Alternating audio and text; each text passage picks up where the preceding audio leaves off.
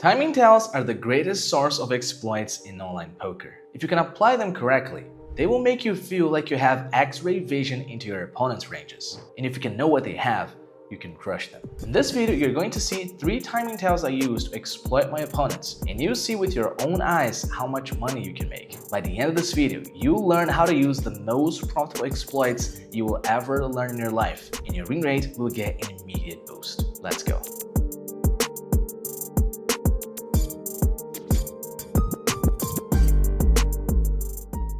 Hello my friends, welcome back to the channel. My name is Saulo Costa, and here I make poker strategies simple so that you can make more money.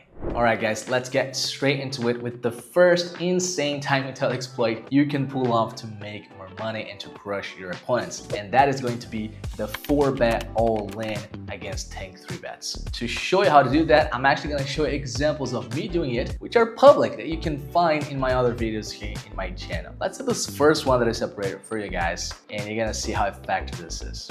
Let's watch this clip together from my video.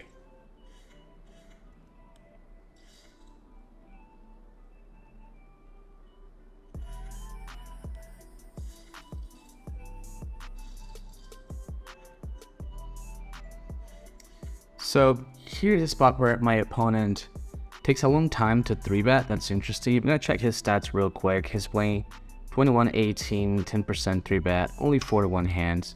I'm going ahead and gonna try to exploit the timing here that he used. And given that he made a large 3-bet size, I'm just gonna go ahead and jam here, thinking that I'm gonna get a ton of fold equity when he takes this long to 3-bet. That's an exploit that I like to use against 3-bets that are taking too long. Nice, you saw that first one, right? That pocket force against that tank 3-bet. That guy took like 10 seconds to 3-bet big blind versus button. That's gonna be a very sick timing tell that you can exploit with aggressive 4-betting strategies. And with my pocket fours here, I just shipped it and took down the pot. I do that quite often. Let me show you another example here from a different video. I got pocket sixes this time instead of pocket fours. Let's watch it. I think that's probably a good adjustment. Got pocket sixes on the button. Pocket sixes on the button. Nisa is going to think about it. What are you up to, mate? Come on. He tanks for a little bit and then 3-bets. We said we're going to be aggressive. Let's do this. Let's go for it. Let's go for it. Can you call this? Nope. You can't. Let's go. Let's go. Taking those timing tells. I love it. One more for the books. Another one with the pocket sixes. You can see the guy again took about 10 seconds to 3-bet. That's going to be a really significant timing tell. And the last one for the books here to show to you guys. Now small blind versus big blind. That's fucked up. Let's change this. We can't finish this down. We need to finish this up. Chinese jester. Let's start being more aggressive now. I want to play more aggressive now. Chinese 3-bets. He took quite a long time to 3-bet. I'm just gonna jam on your face, Chinese. Take this, bitch. Take this, bitch. Can you take it? No, you can't. You can't. So there you have it. This is the first, from this video at least, the first insane exploit you're going to be able to use to make more money and exploit timing tells. Now I want to show you why this is extremely effective, and the reason for that is that your opponent's range when they take too long to 3-bet is actually much weaker than their average range and much weaker than their snap 3-bet range. And you can use that information to, of course, adjust your defense strategy, particularly your calling strategy and your 4-bet strategy, most importantly. I show in my timing tells blueprint course exactly how to exploit those tendencies. For here, I'm gonna show you the difference between these two ranges, and you're gonna freak out. Like the difference between the snap 3-bet range and the tank 3-bet range, it's crazy. I'm gonna show you right now. So right here inside of Pio Solver, I have all these ranges saved up, which were the ranges that I used to build my course and ranges that I acquired through my own software. And let's take a look, for example, at the difference between the snap 3-bet range and the tank 3-bet range, big blind versus button, because we saw 2 big blind versus button spots in those examples. So what do you expect And before I show that, what do we expect in terms of strength of both ranges, right? When someone snap 3-bets and then when someone tank 3-bets. Of course, the most obvious thing in the world is that you're gonna expect a stronger range when people snap 3-bet and a weaker range when they tank 3-bet, right? For obvious reasons. And that's exactly what we see in the ranges. Take a look at that. This is the snap 3-bet range, big blind versus button. Look at how condensed it is in the very strong hands like jacks plus. Look at the weight of those hands, jacks plus ace king in that range. You still have a low frequency of the weaker hands, and this is a really important thing about timing tells. A lot of people don't get this. Like whenever I talk about timing tells, it's not like they are a binary phenomenon, right? It's not like, oh, this timing always means this, or this timing always means that. No, it's not about that. It's about probabilities. Okay, it's about probabilities. We can see that in the snap 3-bet range, it's a super strong range. Look at that. It's so heavy on the strongest hands, tens plus ace, king, ace, queen. So, you know, it's not a binary phenomenon. You're still gonna find some weak hands in there, but most of the range is super strong. Now, take a look at the tank 3-bet range, big blind versus button. Take a look at that. Ooh, Jesus, take a look at that. Take a look at how it shifts, and then me clicking through them, you can see the actual difference. Like the snap, super heavy on the top. The tank, you see it's heavier on this middling region, right? A lot more suited connectors, a lot more of the middling pairs, a lot more of the suited hands. You still have the nut hands in there, right? You still have a decent amount of tens plus ace king, but take a look at that difference, man. Take a look at that difference. It's a very different range, and that's why we're going to, you know, adjust our reaction, particularly our 4-bet range. We're gonna expand our 4-bet range, and the 4-bet jam is really effective because they're not gonna be able to call effectively against the jam. Of course, you can also play non-all-in 4-bets, but I really like the jam as a very immediate and safe reaction to their strategy. Okay, so you can take a look at the difference here once more. Super sick. Now let's take a look at the difference between the snap and the tank 3-bet range, big blind versus small blind, because that's where it's going to be the sickest difference. And the reason for this is that from the big blind, and given that you opened the small blind, your opponent has had a very long time to decide what he wanted to do with his hand, right? Maybe he's probably playing multiple tables, and then, well, he was dealt a hand in that table from the big blind, and then he was able to see, you know, the under the gun folding, the hijack folding, the cutoff folding, then the button either opening or folding, and then you open the small blind. He probably had a good 10, 15, 20 seconds before the action getting to him, and then he tanks an additional 10 seconds to 3-bet, like we saw in our example. Like, this is a really weak range. Okay, guys, take a look at this. Take a look at the difference between the snap 3-bet and the tank 3-bet. And also, big blind versus small blind is gonna be super sick because villain should already have a polarized 3-bet range from the big blind, right? He should already have more weak hands in that range. So take a look at the difference here. This is big blind versus small blind, snap 3-bet. Take a look at how similar it is to the snap 3-bet range, big blind versus button, right? It's heavy on the top end of hands. It's heavy on the top end of hands. It actually also still has quite a lot of weak hands, particularly hands that people are already more familiar with the fact that they should include in their 3-bet range. So for example, ace deuce off is 30% weight here in the range. So a lot of people already know they should be 3-betting those weak ace x off. But still, the range is so top heavy, so heavy on tens plus ace king, ace queen. Now, take a look at the tank 3-bet range. Whoa, Jesus. I get excited when I take a look at this. Honestly, I always get excited when I see these differences because it's like, man, this is insane. Like this. This is fucking insane. Take a look at the difference between the snap 3-bet range and the tank 3-bet range. That's fucking crazy, right? Take a look at that. The tank 3-bet range, so heavy on exactly the types of hands you would expect someone to have when they tank 3-bet, right? Those weaker hands, the hands that need to figure out their frequencies, the hands that need to figure out whether they should include those hands or not in the 3-bet range, right? Of course, it still contains the strong hands. Take a look at still contains tens plus ace king at very significant frequency. So it's not a binary phenomena, but it's so much heavier on the kind of like offsuit trash, suited connectors, suited trashy hands, right? So this is a huge difference, and because of that difference, we're going to adjust our response strategy. The actual range you should play against all of these ranges and post-flop exploits I talk about in my timing tells blueprint course. I'm not gonna give you all the gold here, right? But I'm gonna give you a path to that goal. And one of those paths is exploitatively over 4-bet against tank 3-bet ranges, particularly with the 4-bet all-in. The 4-bet all-in is gonna be a massive exploit you can use against those tank 3-bets. By the way, if you haven't figured it out, the threshold that I use for tank 3-bets pre-flop are anything past 10 seconds. Okay, so if your opponent took more than 10 seconds to 3-bet pre-flop, that constitutes a tank 3-bet range, and you're gonna be able to fuck him up with more 4-bets. And for the snap, I consider anything below 2 seconds to be a snap 3-bet. So against those snap 3-bets, not a topic for this video, but you're also gonna want to adjust your response against a snap 3-bet, right? You should figure out for yourself what that should be. But against tank 3-bets, 10 seconds or more, you should be 4-betting all in against those guys.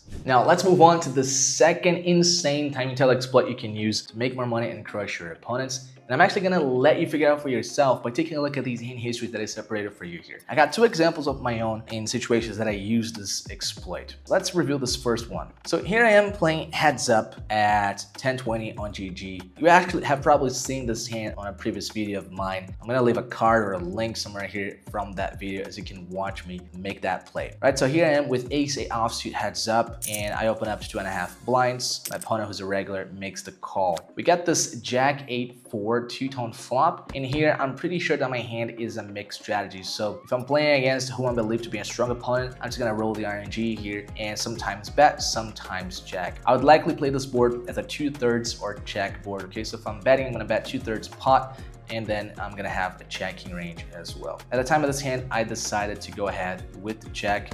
I very likely RNG'd it, I don't remember, but I like to go for the check here sometimes. Then here comes the really important part of this hand, okay? My opponent displayed 2 timing tails for me on the turn. So first, he snap checked the turn, snap checks. Once he does that, I'm going to already adjust my delay c-bet strategy against the snap check, okay? And then I place my delay here of 3/4 pot, and then this opponent tanks for a while and calls. So he displays these 2 timing tails here in this hand. He snap checks the turn against me, and then he tank calls the turn against me. What do you think that conveys? Guys, timing tails convey so much information. I can't really overstate it. And to be honest, like me making these videos, I shouldn't be making these videos. Like that's the truth. Like I should be just telling you this inside my course. But because I want to motivate you to buy the course, I need to show this kind of stuff. It's conveying so much information with this timing here that I'm gonna be able to exploit the shit out of him, right? So he snap checks the turn,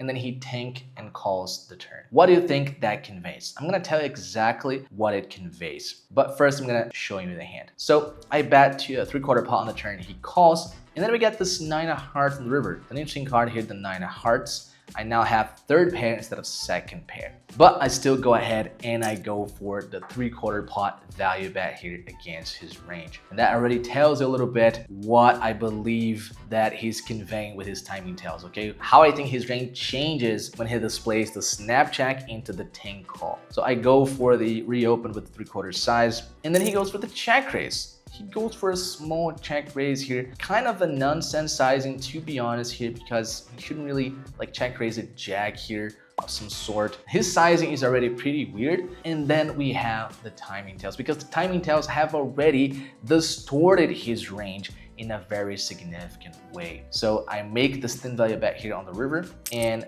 against the raise, I click the call button. I'm gonna tell you exactly why I made this play and this deviation to the solver, because this is a significant deviation to the solver. I'm gonna show you real quick here, GTO Wizard simulation about the spot. You know, on the flop, as I said, you can go bet or check, and you see GTO Wizard mixing up multiple sizes, but mostly big sizes, okay? You see 2/3 pots and then 1.5x pot on the flop. My hand here, ace-8, particularly with the ace of diamonds, is one of the hands that gets to slow play the most here in terms of ace-8, right? You get that ace of diamonds, you check more often because you don't have to care too much about the diamond renounce, right? So we check. We get to the turn. He's gonna have to play a very polarized probing strategy here. You can see solver checking 73% of its range, so he can't really probe too much here. And then again, as a reopen here, I can play a mixed strategy with this hand. And again, having the ace of diamond makes me want to check more. But because he displayed those timings, I'm gonna push this to pure. Okay, so I'm pushing all my 8x to pure bets on the turn. If you take a look here at second pair is playing a 40-60 split. I like to call in my GTO blueprint course, it's a 40% bucket,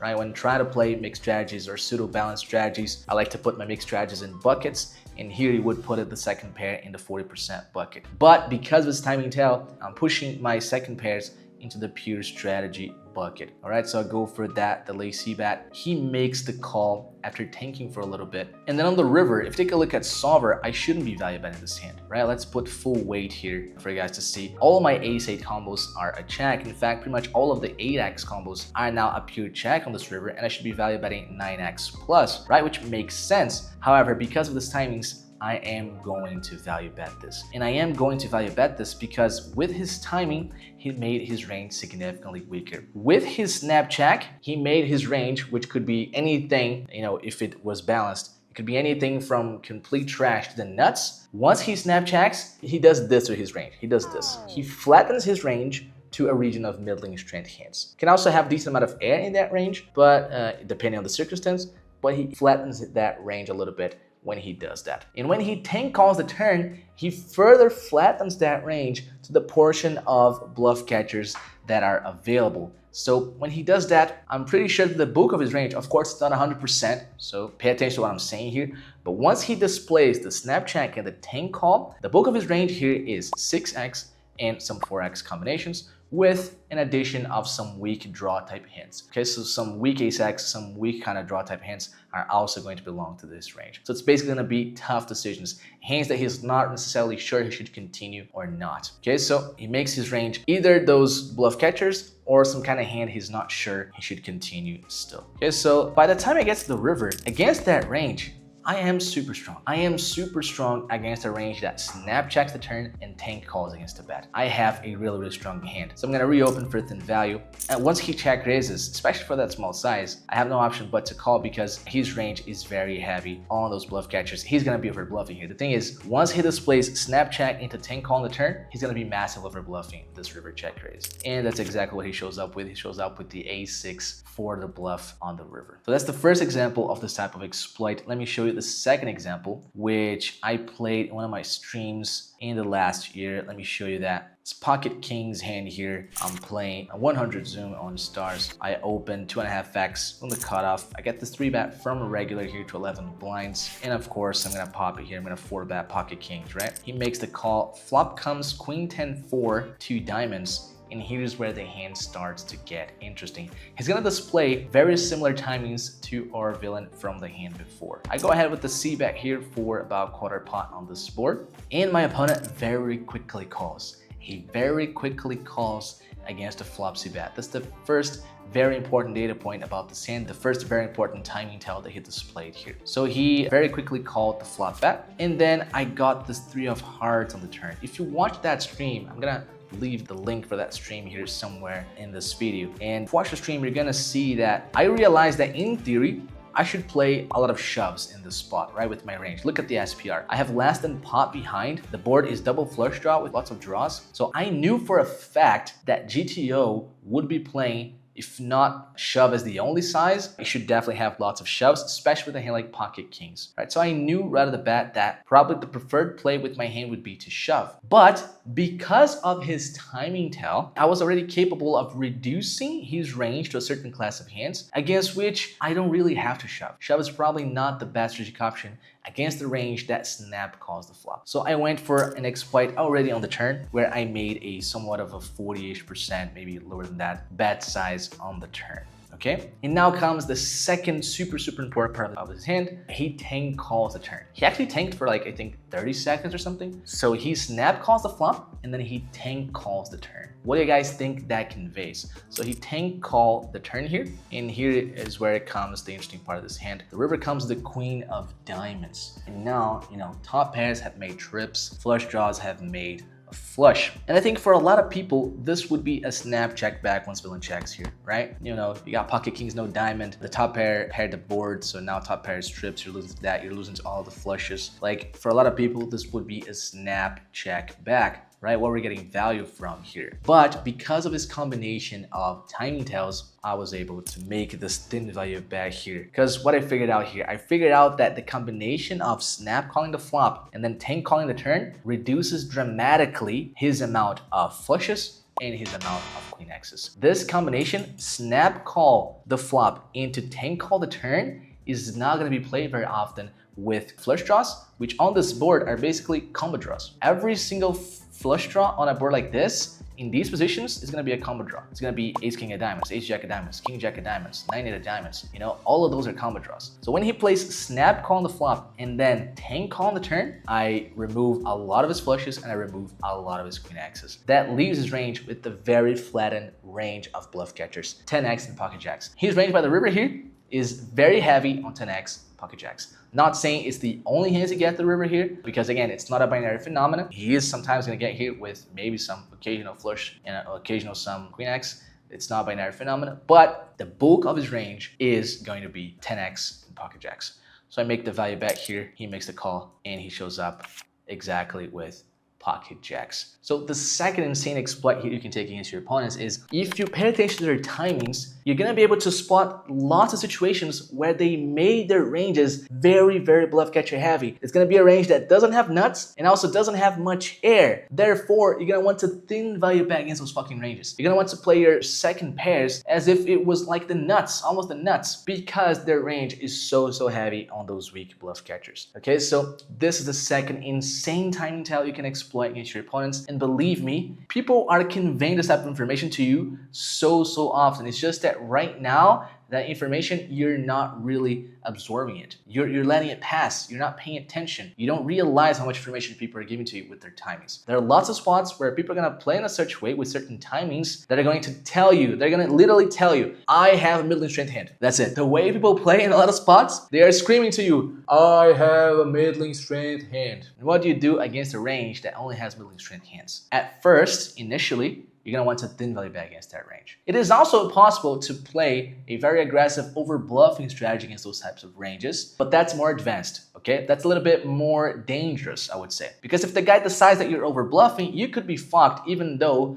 their range is not super strong because it only has bluff catchers, doesn't have air, okay? So it only takes him deciding that you're over-bluffing for you to get fucked. He clicks call, he's massively over-calling because he doesn't have air in that range, and then your bluffs are fucked. Okay, so the way to exploit those ranges safely is to go for thin value bets, is to murder those guys with thin value bets because they have made their range very obvious with middling strength hands. However, if you're confident that in a certain spot, your opponent is absolutely not going to call with those middling strength hands, then you can make a case for being very aggressive with over bluffs and not thin value bet at all. Okay, for example, in this king's hand here, depending on against the type of opponent you're playing against, maybe it's the type of guy that never calls river with pocket jacks here, right? Maybe it's the type of guy that never calls ace 10 here on the river, on this type of run out. If you're playing against those types of players, even though their range is mostly condensed into middling strength hands, it could be they're just not gonna look you up with those hands because they perceive their range as strong, whatever, they are risk averse. And then in those cases, you're actually gonna want to shift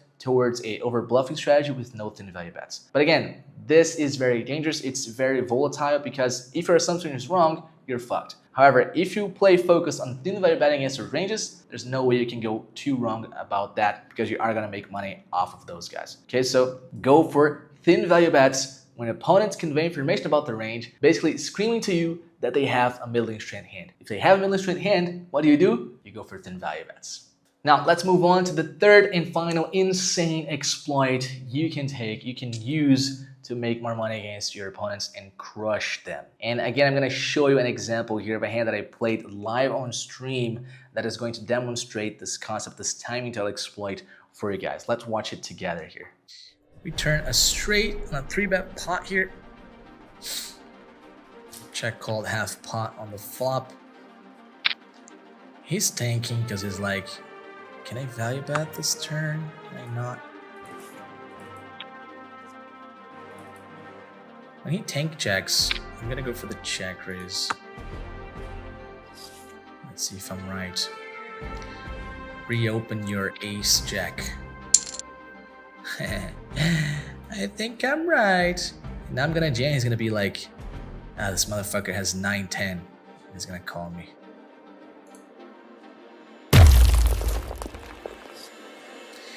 When he tank checks the turn, he more often has a hand that is willing to reopen the river on a blink. So I use the timing tail there to exploitatively overcheck with my nuts because I think he's very likely reopening the river. And I can perfectly represent a bunch of bluffs like, ooh, we got it! Let's go. That right there, because of that hand alone, this hand demonstrates perfectly what this last insane timing tile exploit is. Okay, if you weren't able to figure it out with the replay, let's pull up the hand together here and we're gonna discuss why did I make that check with the nuts on the river, right? So just so you can show you the entire action here for you guys, I have this queen 10 suited and I open, I get 3-bet by this regular and I'm gonna make the call here. Then flop comes jack 9 5 2-tone, I check, you see that's half pot. I have a hand that could maybe raise sometimes, but I think mostly calling with the clubs. Then turn comes the 8 of spades. Could be a card I could lead on for sure. I think at least it's in frequency. I go ahead with the check and then my opponent tank checks the turn. He tanks for a little while, I think about 10 seconds, I don't remember exactly. And then he checks the turn. Okay, so he tanks for a little while. Actually, I think it was more than 10 seconds. And then checks the turn. And here is the deciding point of this hand. Okay, so when he tank checks the turn, he's conveying information about his hand strength. Particularly, he's conveying the information that his decision was a little bit difficult. It was a hand that he's not so sure if he should bet or not. And when we look at his range here, being a very linear range from preflop, the hands that he's mostly gonna have doubts with, whether he should bear or not on this kind of turn, are going to be the top pair region, right? It's gonna be hands like queen jack, king jack, ace jack, because the other hands, they're way easier decisions, right? Hands like pocket queens, raise decision, the sets, the straights, whatever, the combo draws, very easy decision most of the time. Not saying it's never going to be tanked, but most of the time it's not a decision you need to tank with to decide. Now the hands are going to be the bulk of a tank range, the most difficult hands to play in his range that he needs to figure it out whether he should bet or not, what's the sizing, what's the frequency, is going to be the top pair region. Okay, so that was the read that I made about his timing tell right there on the turn. And on the river being a complete blank, the blankest of blanks, right? The fucking 2 of diamonds. I decide to go for the slow play here, and there are a couple reasons for this. Well, basically, yeah, 2 reasons mainly. If he has a jack and the river comes a blank, he's fucking reopening that jack, right? So if my assumption is correct, if my assumption is that the bulk of his range is queen jack, king jack, and ace jack on the river here, and then the river comes a complete blank, by the time I check here, he's reopening those hands, right? So if my assumption is right, I have basically like a 90-something% reopen frequency from his range. So that's what we're working with here. It's a range very heavy on jack-X combos, and by the time I check on a blank river, he's reopening those hands, and he's gonna reopen for a standard size here, 2/3 pot, right? So when I check here, I'm guaranteed is a strong word, but I'm almost guaranteed to see him putting a 20 big blind bet here on the river. So the check already has that EV right off the bat, 20 blinds. Cool. And then there's 2 additional points. There's an additional point that when I check here, my range really looks middling strength, right? It really looks like a hand like 10-9, a hand like jack 10, a hand like pocket 10s, right? A hand like 8-7 suited. It really looks like those types of hands, right? So that's another factor. And third, even though he has those jack-X combinations, if I lead here myself, it might be that he finds an excuse to fold against a large bet because it's not gonna be able to put me on too many bluffs. So what I'm gonna bluff here, I have maybe king 10 and king queen are most of my main bluffs. But then his bluff catchers are all gonna be blocking some percentage of my bluffs, right? So his king jack gonna be blocking my king 10 combos and my king queen combos, etc. So I felt like I was not guaranteed a call if I led because my range was not perceived to contain all that many bluffs, but I was guaranteed to see a reopen if I checked. Therefore, check becomes much higher EV than betting, particularly also because I think once I check shove here, he's gonna be really tempted to call. He's gonna be really tempted to call, and that's exactly what I say in the video. If you go back to it, I'm gonna link this video here as well. If you go back to the video, I say, and then he's gonna bet call because he's gonna be like, oh, this motherfucker has 9-10, he's trying to bluff me. Because that's exactly what my range looks like, right? And if he has a jack, particularly a jack that's gonna have unblocks my bluffing range, you know, because I'm gonna be bluffing those hands. I'm gonna be bluffing 9-10, I'm gonna be bluffing 8-7, right? I'm gonna be bluffing pocket 10s, I'm gonna be bluffing those types of hands. So when he has ace jack, king jack, queen jack, he's blocking some nuts and he's not blocking all that many of my bluffs. So he's gonna reopen almost always if we check. He's very likely to call a check raise because he's gonna be put me on bluffs and he's not blocking my bluffs. And if I bet, even though his range is a lot of jack X, I might not be guaranteed a call because my range is perceived as kind of strong in this spot, at least in terms of like not having many bluffs. So I decided to go for the check here. He did reopen for the 3/4 size. I went for the jam, and he didn't think all that long. Well, he actually think for about 10 seconds and made the call with exactly ace jack.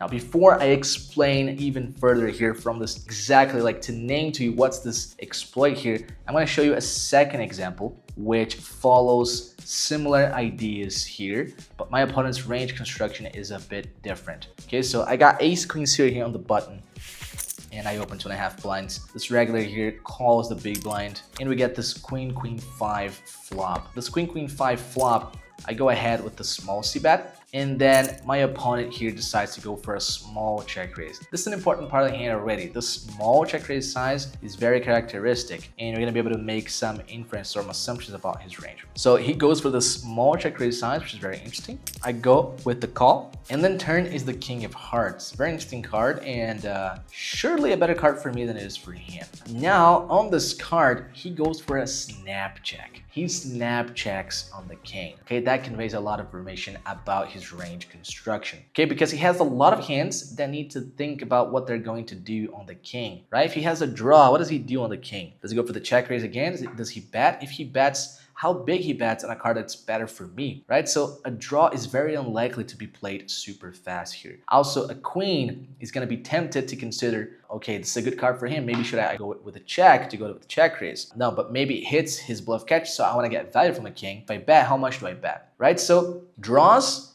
in queen x plus region is very unlikely to play as a snap check on the turn.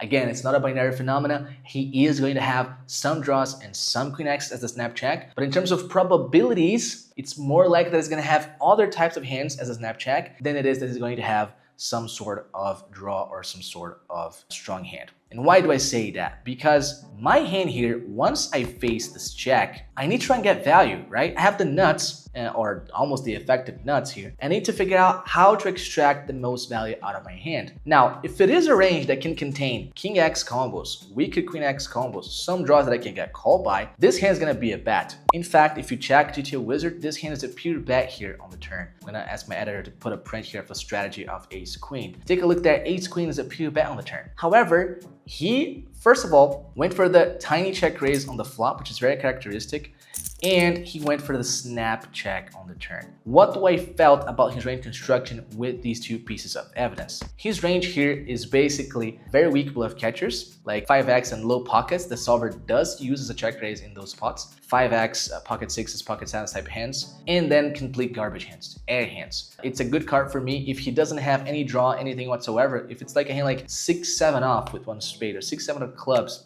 those hands, he's like, man, I'm done with this. Like on a king, no equity, no block or whatever, I'm just gonna give up, right? So my assumption was that once he snapjacks the turn here, his range is like 5x, pocket pairs, and air. If his range is 5x, pocket pairs, and air, should I really put a lot of money into the pot right here, right now on the turn? I don't think so. I don't think so, because those hands, I'm only gonna get one street of value from those. And I prefer to get that on the river, right? I prefer to get that on the river because first, my range looks weaker. So when I check back here on the turn, my range looks weaker. So I'm more likely to get called by those pocket 7s, 5x type hands. And I wanna get value from his air. If I bet here on the turn, I'm not getting value from his air. He's not gonna call or raise with his air. He's just gonna fold. Now, if I check and make my range look weak here, he's very likely, especially this guy is a more aggressive regular, more likely to put someone into the pot trying to bluff me off, right? My range looks like ace high here, looks like pocket 3s, pocket 4s, 5x type hands, right? So he might want to take a stab to the pot with his airs right here on the river. So by checking, I'm pretty sure that I'm gonna get more value from his 5x, pocket 6 to 7x, and I'm gonna get more value from his air because he has an opportunity to bluff. That's exactly what I do here on the turn. I go for the check back. River comes a blank deuce of clubs. He goes for a 10% pot size. Very interesting here. Signaling exactly those types of hands, right? What are the kind of hands that can go for the 10% pot here? 5x, pocket 6s, pocket 7s type hands. That's it.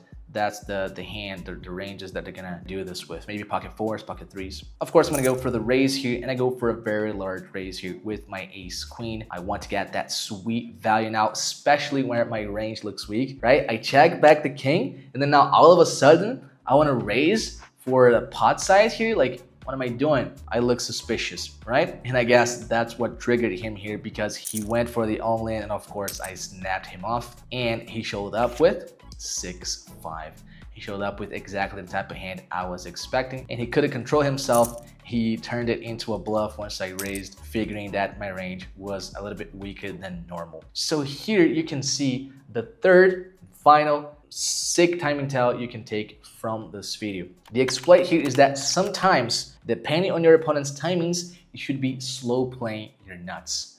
That's right, you should be slow playing your nuts if your opponents make their range construction convey information with their timings in a way that their range is either going to be a range that is going to over bluff into you when you check, or is going to reopen almost always if you check to them. When you have a strong hand, you want money to go into the pot, right? And sometimes, depending on your opponent's range construction and composition, checking is the best way to achieve that. It's not always that putting money into the pot is the way to go with a very strong hand, because if you check, your opponent's gonna put more money into the pot than he would if you would just bet into the pot. Okay, that's the theme of these two hands here for different reasons. In that previous hand, I thought his range was always going to reopen the river because it was some kind of decent equity type hand, and therefore I wanted to go for the check shove because I felt like that was the way to put more money in the pot. And here for almost the opposite direction, where I think if I bet, he's not gonna put money in the pot, and if I check, he may put it with particularly the weaker portion of his range,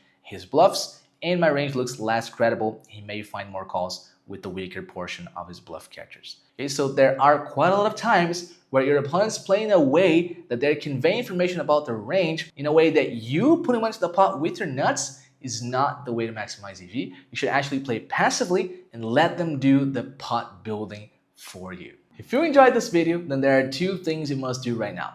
The first, you need to read my article on why timing tells exist. I'm gonna leave the link here in the description of this video so you can go ahead and read that article. You're gonna learn the fundamental principles of what makes timing tells exist in online poker. Then, second, you're gonna watch this video here where I show in real games how to apply timing tell exploits to make more money. See you there.